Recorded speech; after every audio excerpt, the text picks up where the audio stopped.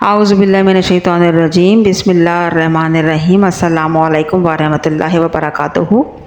The dream of اسلام میں آج چنگیز خان کے بے تحاشا ظلم و ستم کی داستانوں میں سے ایک داستان رقم کرنے جا رہی ہوں۔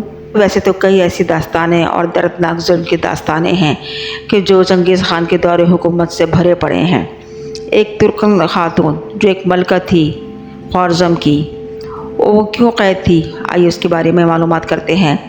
اس کے دربار میں کئی لوگ اس کے غلاموں کی صورت میں قیدی بن کر رہا کرتے تھے، لیکن کیا آپ جانتے ہیں کہ چنگیز خان کے دربار کے کونے میں ایک عورت بیڑیوں سے باندھ کر رکھی جاتی تھی۔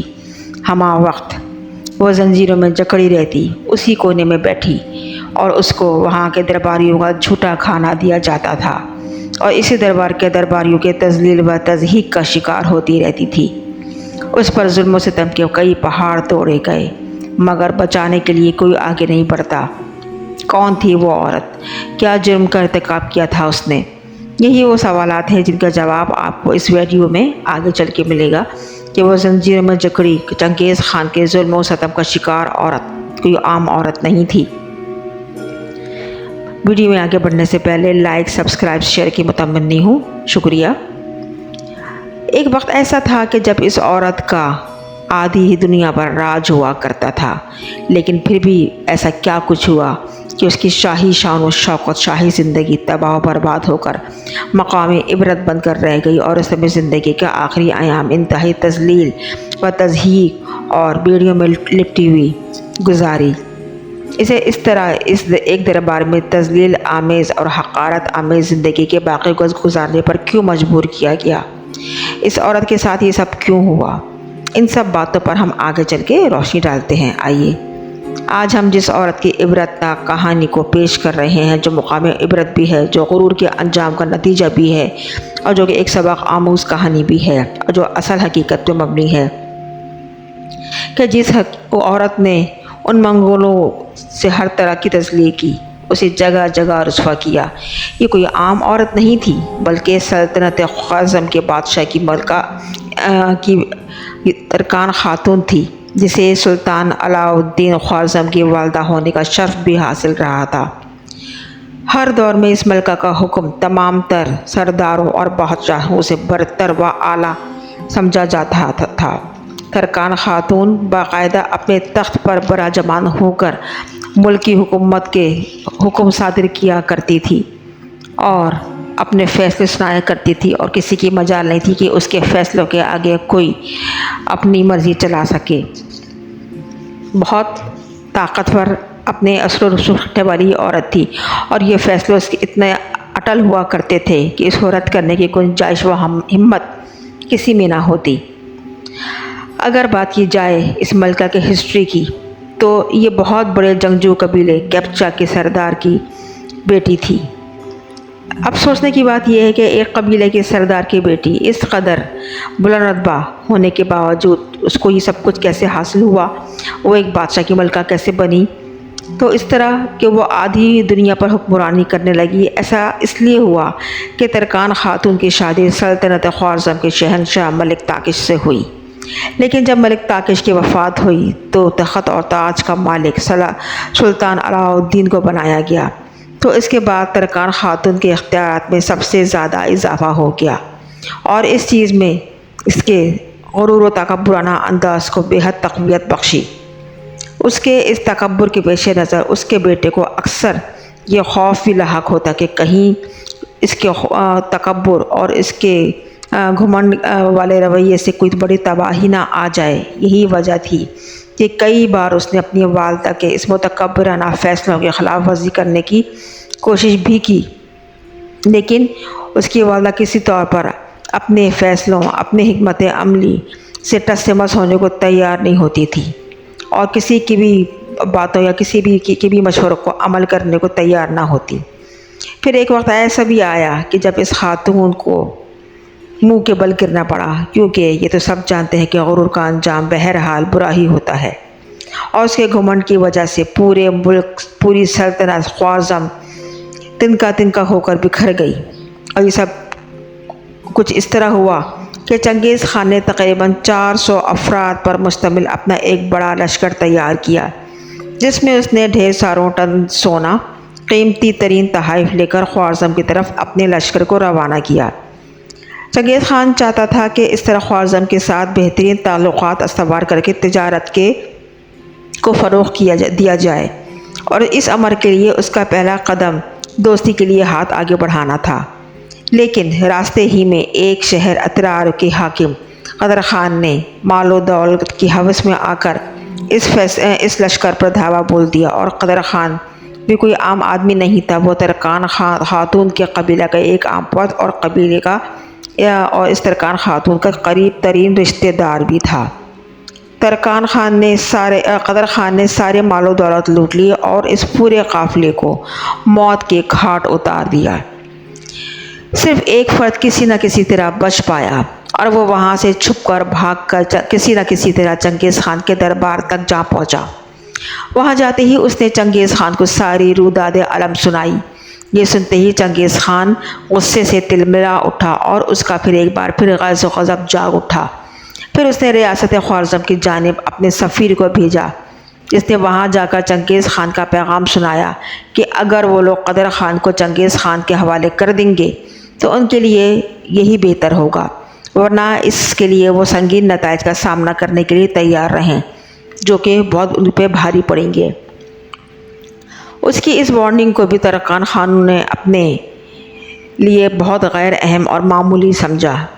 خاتون کے بیٹے نے اپنی والدہ کو بہت سمجھایا، لیکن عورت نے اپنے بیٹے کی بھی ایک نہ سنی اور اپنے تکبرانہ انداز کو لے کے اپنے فیصلے پر اٹل رہی، اور ضد میں اس نے ہر چیز وہ ضد کے سودے پہ کیا کرتی تھی۔ اور پھر یہاں سے سلطنت خوارزم کی تباہی کا آغاز ہونا شروع ہوا، کیونکہ یہ تو طے ہے کہ کہیں نہ کہیں فحاشی، کہیں نہ کہیں بغاوت، کہیں نہ کہیں گھمنڈ، تکبر، انا، ضد انسان کو یا انسان سے جوڑی آس پاس کی چیزوں کو، لوگوں کو، سلطنتوں تک کو توڑ دیتی ہے۔ مشہور ہے نا، بال ہٹ، دریا ہٹ، راج ہٹ، بادشاہ کی ضد، عورت کی ضد، بچے کی ضد۔ تو یہاں دریا ہٹ بھی تھی، یعنی عورت کی ضد، اور بادشاہ کی ضد بھی تھی۔ تو وہ عورت جو بادشاہ تھی، اس کی ضد نے اس کی سلطنت کو ریزہ کر دیا۔